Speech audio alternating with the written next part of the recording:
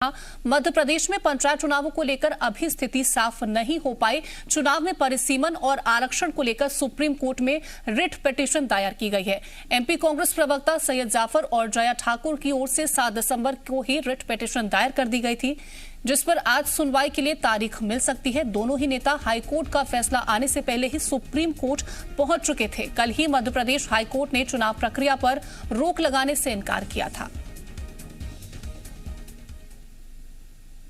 तो supreme court में याचिका दायर की जा चुकी है, जहां पर हाईकोर्ट ने कल रोक लगाने से इनकार कर दिया था और उससे पहले ही ये याचिका दायर कर दी गई थी कांग्रेस के तमाम नेता की तरफ से, जहां पर परिसीमन की बात करें चाहे आरक्षण की बात करें, जिसको लेकर के ये रिट याचिका दायर की गई।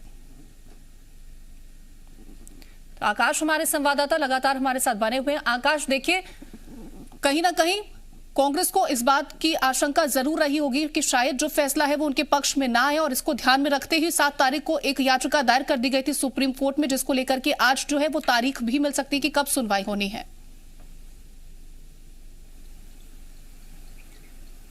कीर्ति, रिट पिटीशन सुप्रीम कोर्ट में लगाई गई है और हाई कोर्ट ने इस मामले पर हस्तक्षेप करने से इनकार कर दिया था, जो कल का ही मामला है। लेकिन हाई कोर्ट के फैसले के आने के पहले ही, यानी कि 7 दिसंबर को, जिस दिन पहली बार हाई कोर्ट में एक साथ सभी याचिकाओं पर सुनवाई होने वाली थी और आगे तारीख को बढ़ा दिया गया था, इसी दिन कांग्रेस के नेता हैं सैयद जाफर और कांग्रेस की नेत्री हैं जया ठाकुर, दोनों सुप्रीम कोर्ट पहुंच गए। एक रिट पिटीशन पंचायत चुनाव में आरक्षण प्रक्रिया और परिसीमन को लेकर लगा दी गई है। आज इस रिट पिटीशन पर तारीख मिल सकती है कि सुनवाई किस दिन करनी है। उम्मीद है सैयद जाफर को और जया ठाकुर को कि आरक्षण की प्रक्रिया का पालन किया जाएगा, सुप्रीम कोर्ट से उन्हें राहत मिलेगी। लेकिन फिलहाल हाई कोर्ट ने मामले में हस्तक्षेप करने से इनकार कर दिया है। दरअसल जब सरकार ने अध्यादेश जारी किया, उसी दिन से इस बात का विरोध शुरू हो गया कि आरक्षण की प्रक्रिया रोटेशन के अनुसार कराई जाए, साथ ही परिसीमन की प्रक्रिया जो सरकार 2014 की अपना रही है उससे 2019 के अनुसार अपनाई जाए, क्योंकि 2019 में कमलनाथ की सरकार के दौरान परिसीमन कराया गया था।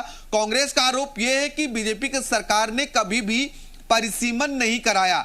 हमने निष्पक्ष भाव से परिसीमन कराया था, जिसमें 1200 नई पंचायतें बनी थी। कुछ पंचायतों को बड़ा किया गया था, कुछ पंचायतें खत्म भी हुई थी।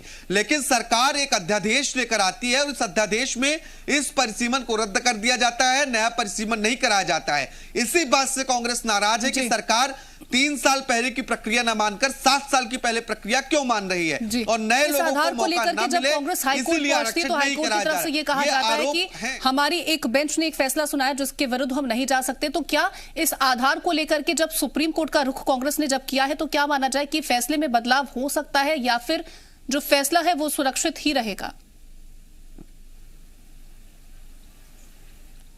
देखिए कीर्ति, कोर्ट के मामले में कुछ भी स्पष्ट कह पाना मुश्किल है, क्योंकि जिस तरह से अंदेशा था सैयद जाफर और जया ठाकुर को पहले से, क्योंकि एक बेंच ने निर्णय ले लिया था और उस बेंच के निर्णय को अगली बेंच नहीं ठुकरा सकती, इसीलिए ये पहले ही सुप्रीम कोर्ट पहुंच गए। फिलहाल मामले में सुनवाई की तारीख नहीं आई है, आज सुनवाई की तारीख मिल सकती है। इसके बाद ये देखना बहुत अहम होगा कि क्या आरक्षण की प्रक्रिया दोबारा होगी या फिर उसी तारीख पर पंचायत चुनाव होंगे, क्योंकि आरक्षण की प्रक्रिया अगर दोबारा होती है तो पंचायत चुनाव में और देरी हो सकती है, क्योंकि आरक्षण की प्रक्रिया पूरी होने में समय लग सकता है। और इस बात का अंदेशा राज्य निर्वाचन आयोग को भी है। राज्य निर्वाचन आयुक्त बसंत प्रताप सिंह यह स्वीकार कर चुके हैं कि लोग कोर्ट जा सकते हैं और कोर्ट का जो भी फैसला होगा उसका पालन राज्य निर्वाचन आयोग करेगा। तो सुप्रीम कोर्ट का रुख फिलहाल कांग्रेस ने कर भी लिया और आज तारीखों का ऐलान भी हो सकता है। फिलहाल आकाश, तमाम जानकारी हम तक पहुंचाने के लिए आपका शुक्रिया। लेकिन बात अगली खबर